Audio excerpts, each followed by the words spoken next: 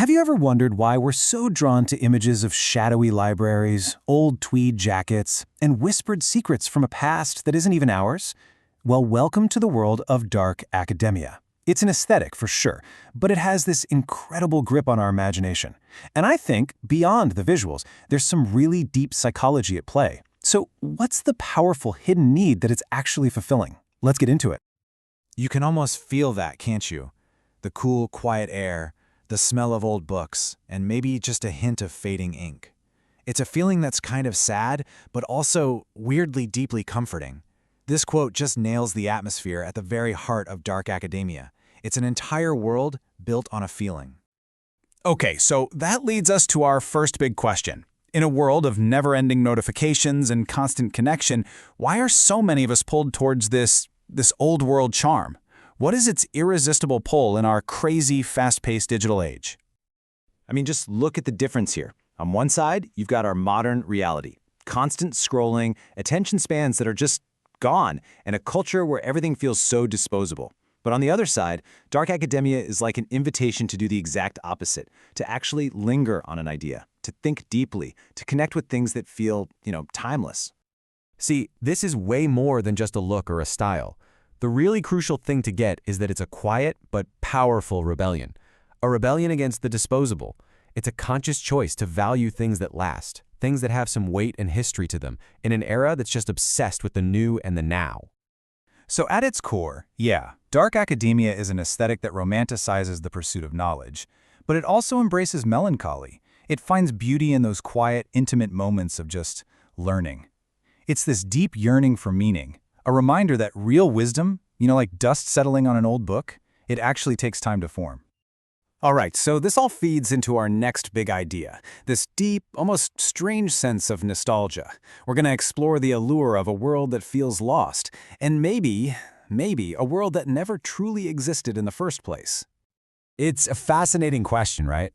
Psychologists actually have a word for this, anemoia. It's nostalgia for a time you've never even known.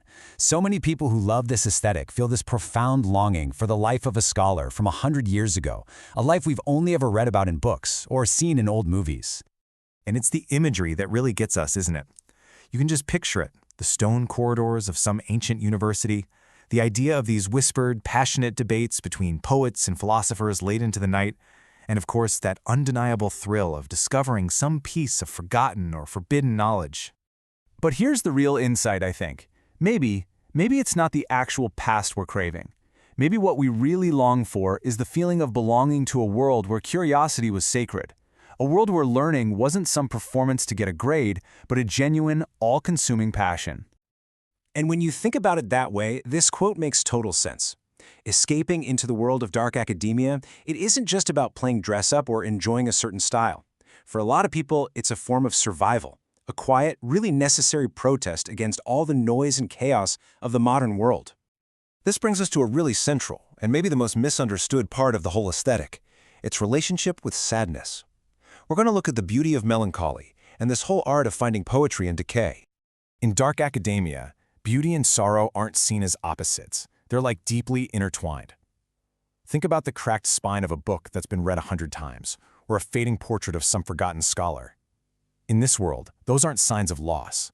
They're actually celebrated as symbols of endurance, of a life fully lived. So this is the psychological engine that makes it all work. This is how the dark part of dark academia functions. It's actually a really powerful coping mechanism, a way of transforming these raw, difficult emotions by intellectualizing them. So pain isn't just something you endure, it's turned into philosophy.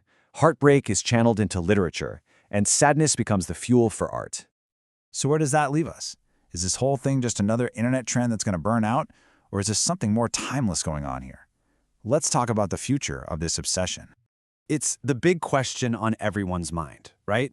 Especially when an aesthetic gets this popular. Is it just going to fade away when the algorithm decides to move on?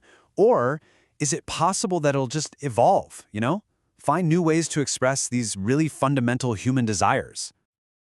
At the end of the day, the real power of dark academia, and the reason it will probably stick around, is because it taps into something universal. Beyond all the tweed jackets and the classical music, it's a direct response to our modern, often kind of disenchanted world. It connects to this timeless human need to find meaning, to create our own sense of purpose, and to understand our place in this long, rich history of human thought. So, the next time you find yourself totally lost in a good book, or maybe you're just quietly staring out a window on a rainy day, remember this. In that moment of deep focus and reflection, you're not just admiring some old-fashioned idea, you are actively living the core philosophy of dark academia. And that's really the thought I want to leave you with. Think about those moments in your own life, those moments of quiet thought and deep curiosity, and just ask yourself, are you just admiring a look from the past? Or are you, in your own way, already living the philosophy?